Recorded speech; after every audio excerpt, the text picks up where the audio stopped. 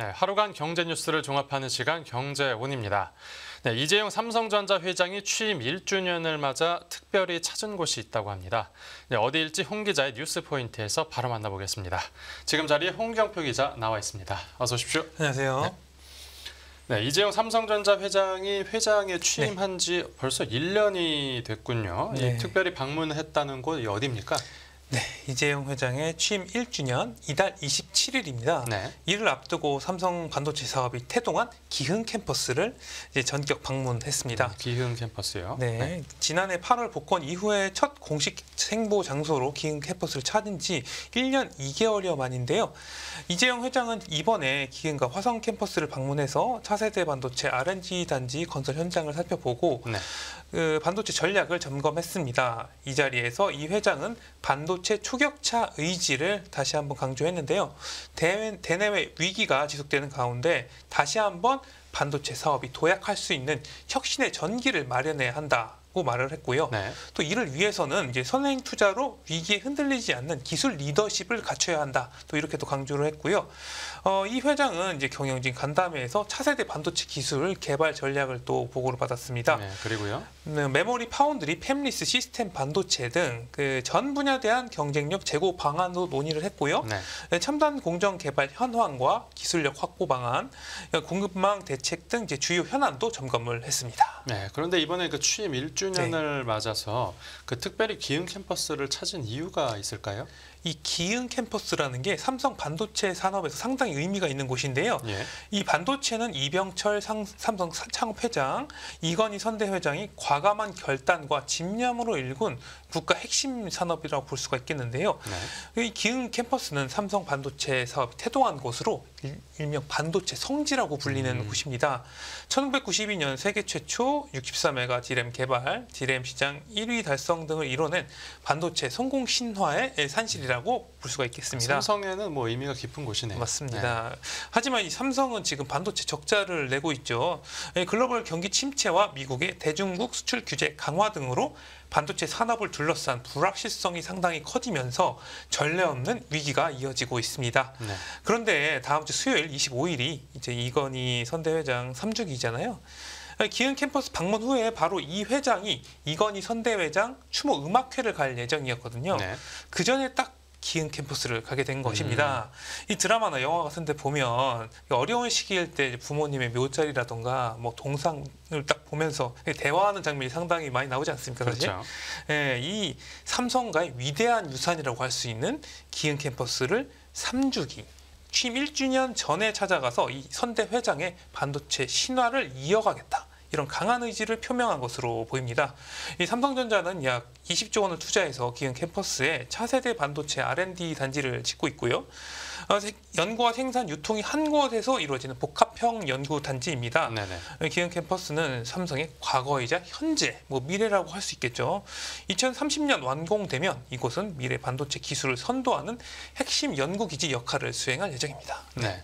그 이재용 회장이 기흥 캠퍼스를 먼저 방문했고 그 네네. 다음으로 간 곳이 음악회라고요. 네, 아까 잠깐 말씀드렸는데 그 이재용 회장은 기흥 캠퍼스 방문 후에 경기도 용인에 있는 그 삼성전자 인재개발원 콘서트홀에서 열린 이선대 회장 3주기 추모 음악회를 찾았습니다. 이날 음악회에는 이 회장과 그 홍라이 전 리움 미술관장, 이서연 삼성복지재단 이사장 등 삼성 총수 일가가 자리를 했는데요. 네. 이부진 호텔신라 사장은 해외 출장 중인 것으로 알려졌고요. 네네. 삼성 사장단과 임원 등 1000여 명이 참석을 했습니다. 이 자리에는 올해 삼성 호암상 예술상을 수상한 세계적 피아니스트 조성진을 비롯해서 신예 연주자들이 함께했고요. 네.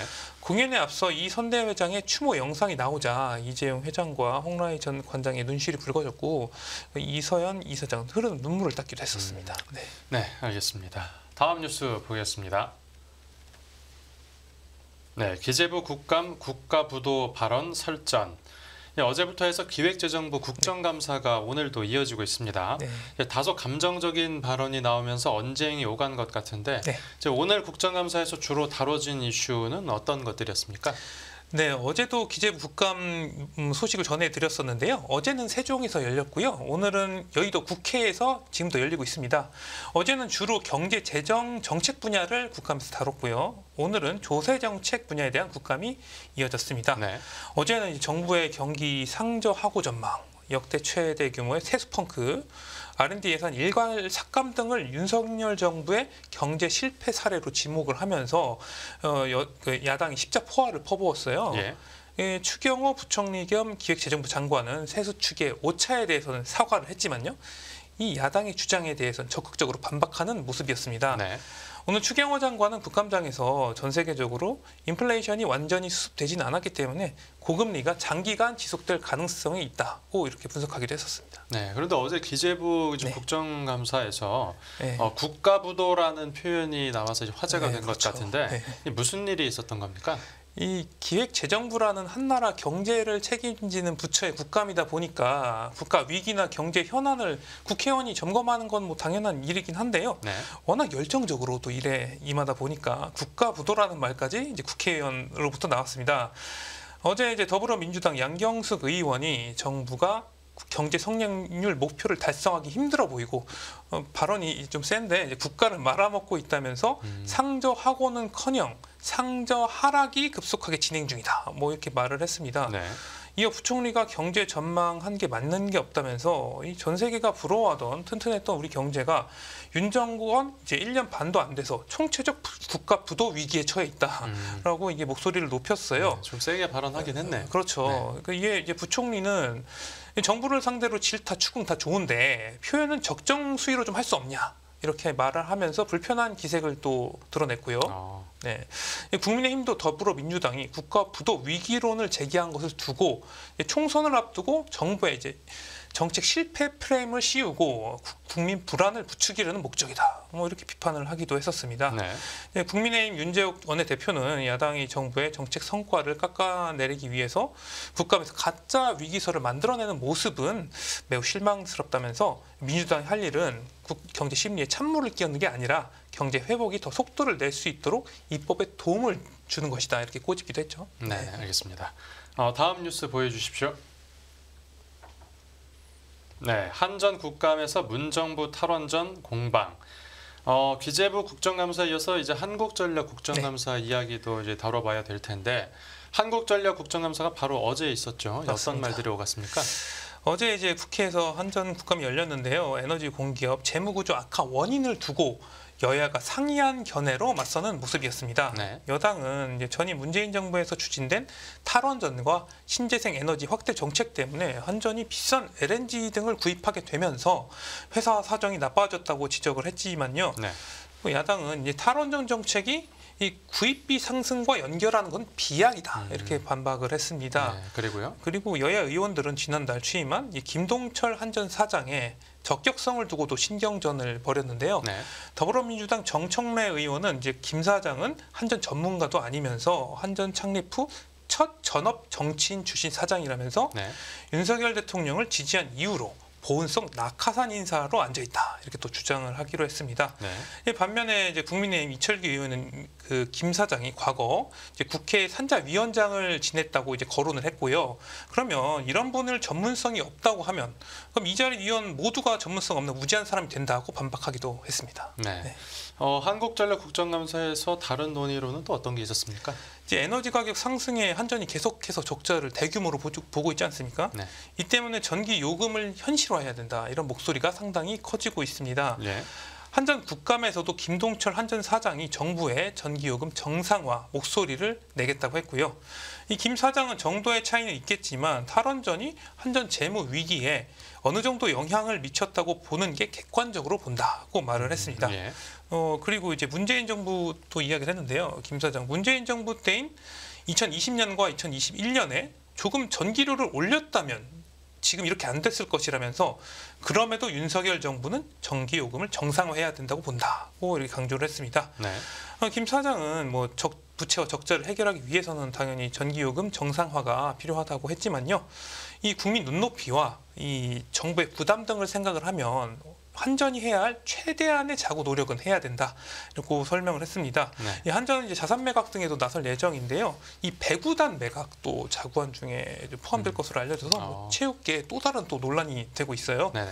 네, 그래서 이 에너지의 95%를 수입하는 나라에서 원가보다 싸게 전기를 공급하는 이 시스템은 절대 안 된다고 했고요. 또 전기 요금에만 의존하는 한전은 안 된다고 강조했습니다. 네, 이제 한국전력 국감까지 알아봤고요. 다음 뉴스 보겠습니다. 네, 전문가위원회 국민연금 개혁안 정부 제출인데 국민연금 개혁안 최종 버전이 나왔나 봅니다. 이제 원래 초안에서 어떤 내용이 빠졌고 또 어떤 내용이 이제 최종안에 새로 들어갔을지가 궁금한데 맞습니다. 이것도 설명 부탁드립니다. 네, 지금 정부 산하에 그 전문가위원회인 국민연금 재정계산위원회가 국민연금 개혁안 그 계획을 짜고 있었는데요. 네. 아까 말씀하셨다시피 초안만 완성이 됐었는데 이제 최종 보고서를 어제 정부에 제출했다고 합니다. 네. 초안에는 보험료율을 올리는 안, 이제 개시 연령, 이제 보험금을 받는 연령을 이제 늦추는 안, 네. 기금 수익률을 올리는 안 등 다양하게 조합된 안이 있었는데요. 이게 네네. 시나리오가 한 18개가 돼 있었어요, 초안에. 네. 그런데 최종 보고서에는 여기에 아까 3개의 변수를 이야기 드렸었는데 예. 여기에 추가해서 소득 대체율 상향 내용의 6가지 시나리오를 또 더했어요. 그러니까 24개 시나리오가 제시가 됐습니다. 그러니까 새로 들어간 건 이 소득 대체율을 높이자. 그렇죠. 이게 새로 들어간 내용이죠. 네, 거죠. 맞습니다. 네. 네. 그래서 소득 대체율을 보면 이게 소득 대체율이라는 게 평균 소득 대비 받게 될 연금액의 비율인데요. 높아질수록 당연히 연금을 많이 받게 되는 것이죠. 예. 예, 현재는 소득 대체율이 42.5%인데요. 보고서는 이 소득 대체율 상향과 관련해서 보험료율 현행 유지, 12%로 인상, 15%로 인상 등 3개 안과 소득 대체율 45%나 그다음에 50% 상향 등 2개의 안, 그러니까 3 곱하기 2하면 6개잖아요. 그러니까 6개 안을 또 아까 말씀드렸다시피 최종안에 추가를 했어요. 18개, 6개에서 24개 그쵸, 이렇게 그쵸. 되는 겁니까? 네, 네. 네. 상당히 많죠. 이게 정리를 해보면 최종적으로 전반적으로 보험료를 올려서 연금을 더 받고 네네. 더 늦게 받자. 이게 이번 안의 핵심이라고 할 수가 있겠습니다. 보험료를 네. 올리지만 그렇죠. 연금 보험료를 올려서 연금을 더 받는 대신에 늦게 받자. 네, 그렇죠. 이 보고서는 소득 대체율 상향 내용을 담으면서도 이 재정 부담을 완화하기 위해서는 추가적인 재정 안정화 조치가 필요하다 했는데 한마디로 더 줄려면 돈이 더 필요하다. 뭐 이렇게 보는 것이죠. 네네. 보고서는 이제 많은 시나리오를 제시를 했지만 2093년까지 네. 국민연금 기금이 고갈이 되지 않으려면 무조건 보험료율을 최소 15% 이상 인상을 해야 된다고 분석을 했습니다. 뭐 이거 구체적인 조건도 있는데 네네. 이게 좀 상당히 복잡을 하거든요. 네네. 아까 처음 말씀하실 때 네. 지금이 9%라고 했죠? 네네. 네, 9%에서 15%를 최소한은 올려야 된다. 네. 근데 제가 이제 들으면서 좀 이제 눈길이 갔던 게 기금 수익률을 뭐 이제 올리자는 내용인데 네네. 기금 수익률은 당연히 높으면 높을수록 좋은 건데 이게 그렇죠. 방안에 들어가 있는 것도 네. 특이하고 그리고 네네. 기금 수익률이라는 게 올리고 싶어서 올리고 싶다고 해서 올릴 그렇죠. 수 있는 거였으면 진작에 올리지 않았겠습니까? 당연히 그렇습니다. 네네. 네네네. 이거 아무래도 이제 네. 좀 더 논의가 필요할 것 같은데 그렇죠. 네. 이렇게 나온 국민연금 개혁안이 이제 앞으로 어떤 논의를 거쳐서 네. 겹치게 되는 겁니까? 지금 보건복지부가 이 보고서를 전문가위원회한테 받았잖아요. 네. 이를 토대로 이제 국민연금 개혁안의 정부 안을 담은 국민연금 종합운영계획을 작성을 해요. 예. 또 이게 24개가 안이 왔으니까 여기서 또 적정한 안을 또 논의를 거쳐서 또 결정을 해야 되고요. 네. 이달 말까지 국회에 제출을 해야 됩니다. 네. 여기서 이제 계획이 제출되면 이제 국민연금 개혁은 국회에서 결정을 하는데 이 개혁이 이루어지려면 이제 국회에서 공론화와 입법 절차를 또 거쳐야 될 것 같습니다. 네, 알겠습니다. 오늘 뉴스 포인트는 여기서 마무리하죠. 네. 잘 들었습니다. 감사합니다.